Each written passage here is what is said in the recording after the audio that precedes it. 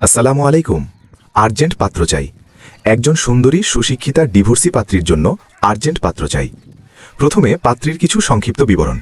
নাম আসিয়া, বয়স 30 চলমান, উচ্চতা 5 ফুট 2 ইঞ্চি, গায়ের রং উজ্জ্বল ফর্সা, ওজন 49 কেজি, রক্তের গ্রুপ বি নেগেটিভ, দেখতে বেশ সুন্দরী, দেখার মতো, শারীরিক গঠন মিডিয়াম, ধর্ম ইসলাম, পাত্রী একজন মুসলিমা, নিয়মিত 5 ওয়াক্ত নামাজ আদায় করেন এবং হেজাবি।